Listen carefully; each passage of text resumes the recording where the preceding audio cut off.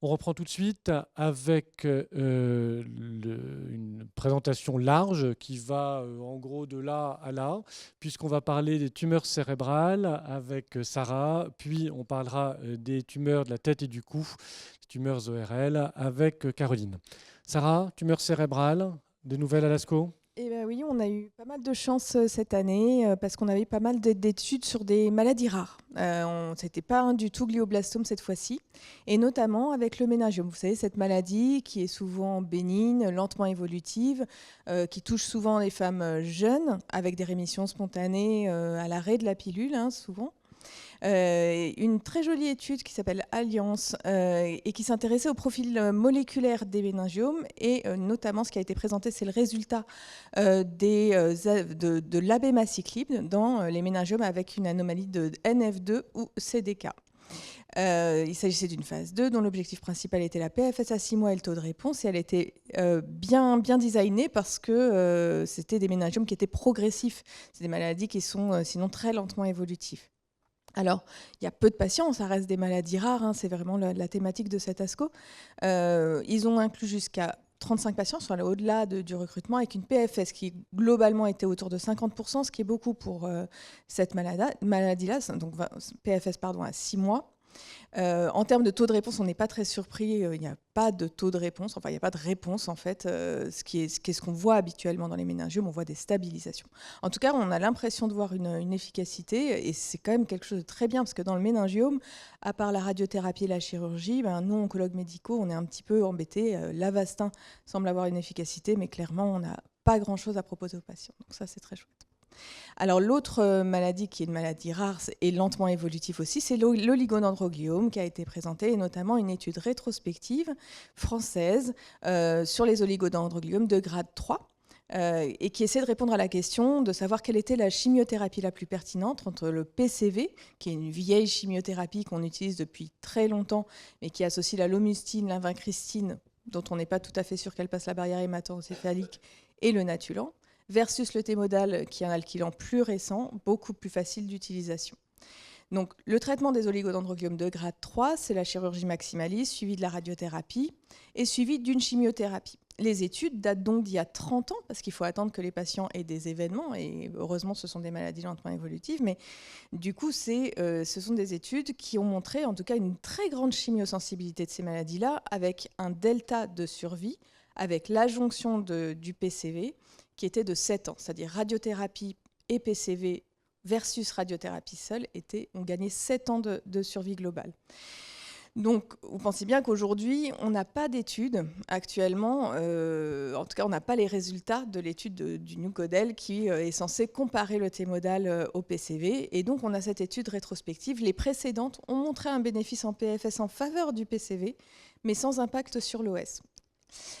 Donc, l'étude a été faite à partir du réseau POLA, qui est un réseau qui va colliger tous les oligodendrogliomes anaplasiques en France, donc un réseau à la base anatomopathologique qui sont toujours excellents pour colliger les datas. Et donc, en termes de résultats, on se retrouve avec environ 200 patients traités par radiothérapie plus PCV et 98 patients traités par radiothérapie puis Thymodal. Ce qu'on peut voir, c'est la beauté des données. En fait, elles sont extrêmement de détails. Là, vous voyez, chaque donnée correspond à un patient. Et non, ce qu'on attendait quand même assez au tournant, c'était le performance statut. Parce qu'en fait, très souvent, on va traiter les patients par du Thymodal, les patients qui sont les plus fragiles, qui ont des troubles cognitifs, qui n'arrivent pas à comprendre le schéma du PCV, ce qui est bien compréhensible parce que c'est aussi très hostile, même pour un oncologue, pour l'expliquer. Donc vraiment, c'est un schéma en 6 semaines, extrêmement compliqué. Donc les personnes avec des troubles cognitifs ont beaucoup de mal à suivre. Alors dans cette étude, en effet, dans les caractéristiques patients, on voit qu'il y a un déséquilibre, mais on a du mal à savoir quel bras est favorisé. Certes, il y a peut-être un peu plus de PS2-4, légèrement plus, mais il y a plus de PS0 aussi dans le bras Thymodal. Donc on ne peut pas trop conclure et on ne peut pas s'asseoir sur le fait que c'est les patients les pires, entre guillemets, qui ont du T-modal. En tout cas, en termes de PFS et d'OS, tout est très nettement favorable au PCV. Donc c'est quand même très troublant, même si c'est rétrospectif. En termes de taux de progression également, on est de l'ordre d'un tiers ou un quart quasiment pour le PCV versus le T-modal. Et cette étude, elle a été faite par MeditSwat, elle a été présentée par MeditSwat avec une très jolie discussion, comme il sait les faire. Et ce qu'il a discuté, c'était le fait, est-ce que finalement le côté multithérapie, c'est-à-dire c'est trois chimiothérapies ensemble versus une monothérapie, est-ce que c'est pas la raison pour laquelle on est moins efficace? Alors moi je trouve qu'en oncologie médicale, c'est pas toujours le cas. On est d'accord en termes de situation néoadjuvante, on a besoin d'avoir un taux de réponse que, en effet, le fait d'avoir une multithérapie est importante, mais par contre, en adjuvant, pas toujours. On n'a pas toujours ce système-là. Alors, est-ce que vraiment c'est de l'adjuvant à gliome? C'est compliqué. Après, l'autre hypothèse qu'il a avancée, c'était le fait que peut-être la lomustine avait une toxicité un petit peu différente. Et il me semble que ce qui est le plus intéressant, c'est peut-être le fait aussi que le T-modal pourrait induire des hypermutations chez les patients qui, derrière, conduiraient à une survie globale péjorative à cause de ces hypermutations. Voilà, très intéressant comme étude. Peut-être une ou deux questions. Ouais. Tu as mentionné qu'une étude de phase 3 était en cours pour confirmer ces données rétrospectives? Oui, mais comme c'est ces mêmes patients, je pense qu'on aura les résultats dans 20 ans. D'accord. Et deuxième question, est-ce qu'on sait si le PCV rattrape une partie des échecs du temozolomide? C'est rarement dans ce sens-là qu'on va traiter les patients, à plutôt faire PCV et à la rechute on va mettre du T-modal. Mais en effet, dans le glioblastome, on en parle quand même, mais le rescue de l'échec du T-modal, c'est la lomustine. Mais donc probablement qu'en effet, il fonctionne quand même très différemment. Alors enfin, on a eu une étude sur quand même les gliomes de haut grade, mais c'était les astrocytomes de grade 4, donc encore une fois très intéressant, qui s'intéressait à cette sous-population de à peu près 15% des astro 4 qui ont une fusion de PTRZ1-MET et dans les situations avancées, c'était une phase 2-3, avec un bras contrôle qui était du T-modal intensifié ou du cisplatine étoposé, des bras contrôle. Bon, voilà, on aurait peut-être préféré avoir de la lomustine en bras contrôle, mais bon. En tout cas, dans cette étude-là, donc il faut savoir qu'en effet, chez les patients qui ont cette mutation-là, ils ont un pronostic absolument défavorable, donc c'est vraiment un facteur pronostic péjoratif. Et donc cette molécule cible cette anomalie, et ce qu'on voit quand même, c'est qu'on a une positivité en termes de survie globale, mais également en termes de PFS. Par contre, on n'a pas des taux de réponse majeurs, mais encore une fois, c'est quand même un beau résultat. Et je vais juste terminer sur les métastases cérébrales. Je n'ai pas l'habitude de vous parler de ça, mais un dispositif qui est le TTF, vous savez, le Tumor Treating Fields, et qui s'appelle maintenant Optune Geo, pour le traitement des glioblastomes en adjonction avec le protocole STUP, avec la radiochimiothérapie concomitante, a été testé dans les métastases. Redis peut-être en deux mots de quoi il s'agit, oui, que tout le monde n'est pas au courant. Il s'agit en fait d'un dispositif, c'est comme des électrodes, un casque qu'on va porter, ce qu'a le monsieur là sur la photo, qui envoie un courant alternatif de faible intensité et qui a probablement une activité antimicrotubule qui a été positive dans le glioblastome au diagnostic, c'est-à-dire qu'on a réellement un delta de 4 mois de survie globale supplémentaire, et c'est le MaxiStup, si vous voulez, c'est encore Roger Stup qui a fait cette étude.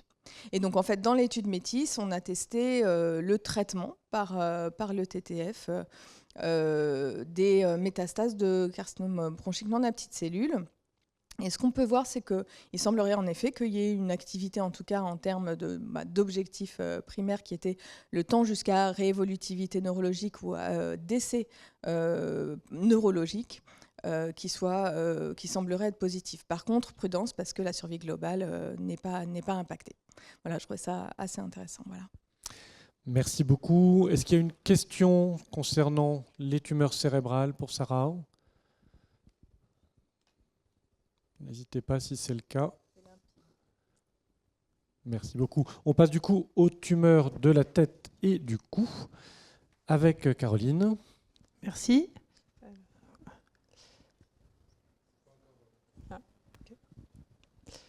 Donc la première étude, c'est une étude de radiothérapie qui a une phase 3 randomisée. La première qui a évalué la protonthérapie versus la photonthérapie en IMRT. Donc c'était une phase 3. de non-infériorité, avec comme endpoint principal la PFS à 3 ans, et en objectif secondaire la survie globale. Ils avaient inclus 440 patients. Et les résultats montrent que donc, la protonthérapie, c'est la courbe en bleu, qu'il n'y a pas d'infériorité à la protonthérapie versus l'IMRT. Donc ce qui est un bon point, ça n'avait pas été démontré. Ils ont quand même réussi à inclure 440 patients.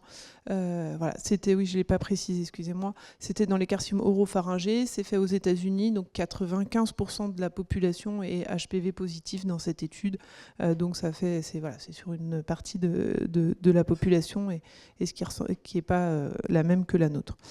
Vous voyez que la protonthérapie, comme on le sait, elle réduit nettement les radiations sur les organes à côté à risque.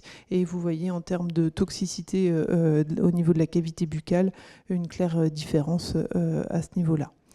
Et quand on regarde après en termes d'effets secondaires et notamment de dysphagie et de dépendance à la sonde nasogastrique ou à la gastrostomie, vous voyez qu'il y a une différence avec un bénéfice envers la protonthérapie, puisqu'il n'y a que 28% de dysphagie et de dépendance au tube versus 42% en IMRT. Et si on regarde en termes de dénutrition et de perte de poids majeure, et ben on voit aussi qu'il y a un bénéfice envers la protonthérapie. Donc voilà. Et il y a d'autres critères, notamment sur la toxicité et le retour au travail, qui seront présentés ultérieurement. Mais voilà, maintenant, ce qui va rester, c'est le problème de l'accès à la protonthérapie. Une deuxième étude de radiothérapie très intéressante qui s'intéressait donc chez les carcinomes oropharyngés HPV positifs. Vous savez qu'actuellement on donne une dose de 70 Gray, qui est une dose très importante avec de nombreuses toxicités. Et l'idée c'est de pouvoir sélectionner une population chez laquelle on pourrait proposer une désescalade thérapeutique pour limiter les toxicités. Les patients HPV+, ils sont plus jeunes et donc ont des séquelles plus durables des traitements. Et donc ils utilisent le PET-F-MISO pour détecter l'hypoxie. L'hypoxie est un facteur de mauvais pronostic. Et donc, si les patients n'avaient pas de signe d'hypoxie après 20 Gray, ils réalisaient 30 Gray au total versus 70 Gray comme on fait dans la population. Et il y avait aussi une désescalade sur la chimiothérapie, puisque les patients qui recevaient 30 Gray recevaient 2 cycles de cisplatine et ceux qui recevaient 70 Gray recevaient les 3 cycles de cisplatine habituels. En termes de caractéristiques, donc c'était les patients HPV+, mais il y en avait quand même des fumeurs avec des stades jusqu'à T2 et puis un investissement ganglionnaire jusqu'à N2C. Et quand on regarde entre la population traitée à 30 Gray et 70 Gray, il n'y a pas de différence en termes de risque de récidive à 2 ans, ni local ni au niveau ganglionnaire, pas de différence en termes de métastase à distance et pas de différence en termes de PFS.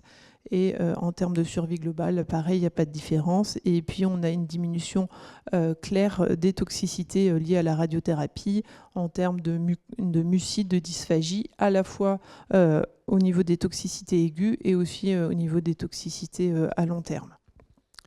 Est-ce que du coup ça te convainc et que ça devient un nouveau standard ? Alors, c'est une phase 2, donc il faut une phase 3 randomisée qui va comparer, qu'on traite tous les patients à 70 Gray et voilà, parce qu'on peut se dire qu'on a sélectionné une population qui était déjà de meilleur pronostic.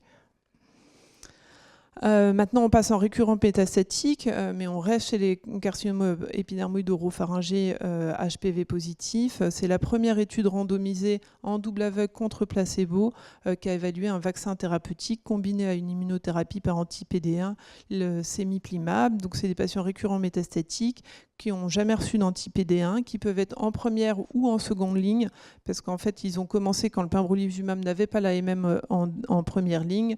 Donc, ils ont inclus d'abord des deuxièmes lignes, et quand le pembro est arrivé en AMM, ils ont inclus des premières lignes.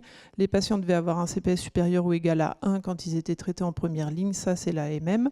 Et donc, ils étaient randomisés entre ISA 101B, qui est un vaccin peptidique, plus sémiplimab versus le placebo plus sémiplimab. Le vaccin est donné, il y a 3 doses de vaccin, AJ1, AJ29, AJ50. Le sémiplimab est commencé à AJ8 et est donné toutes les 3 semaines.